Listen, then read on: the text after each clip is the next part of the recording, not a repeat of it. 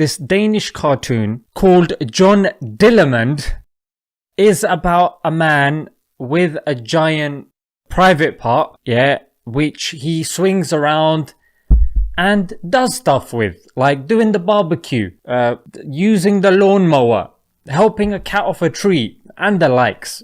And the recent example was the poster for the Netflix show Cuties, in which they showed kids, girls, wearing hot pants. And you know what? Before it was somewhat subtle. Now it's just in your face.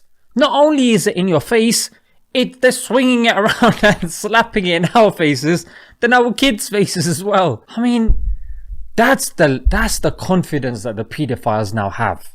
Why was there not that much more of an outcry? It baffles me, frankly. Yeah, but then when you look at Denmark and you look at its religious population, apparently nowadays it's seen as one of the most irreligious countries on the planet. And then it suddenly starts making sense. Because as believers, whatever religion you're part of, we have something called objective morality. Morality that applies to everybody.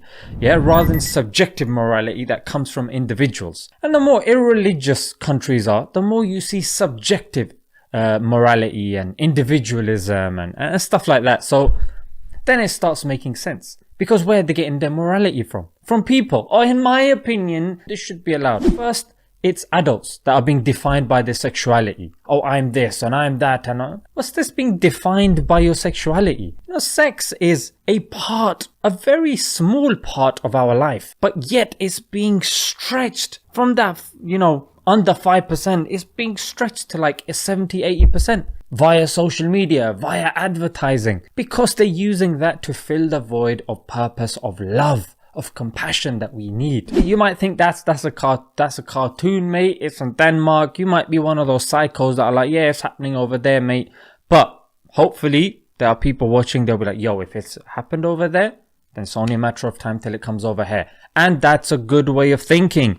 And this is a very dangerous standard that's being set. Because what you're doing is you're desensitizing kids. You're making them used to and comfortable with this private part, which they shouldn't be comfortable with the amount of pedophiles and sexual abuse taking place. A lot of people that are messed up in their older age, they link that being messed up to some sort of trauma that's taken place when they were young, especially if they're sexual deviants. It's linked to getting sexually abused as a child. This proves that now parenting has to be more hands-on.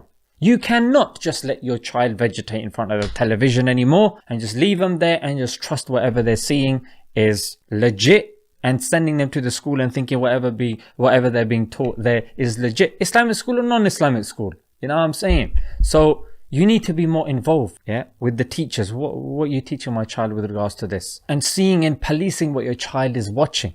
Engaging with them. Seeing what sort of ideas are running in their mind, and not just leaving your child to play with his Dillermand. Let him, of course, know what he should be doing, because you don't want a child being obsessed with the private part. I mean, that's ridiculous. Yeah, so more hands-on parenting, please.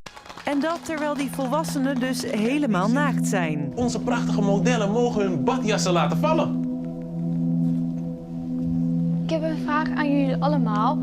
Zijn jullie onzeker over een bepaald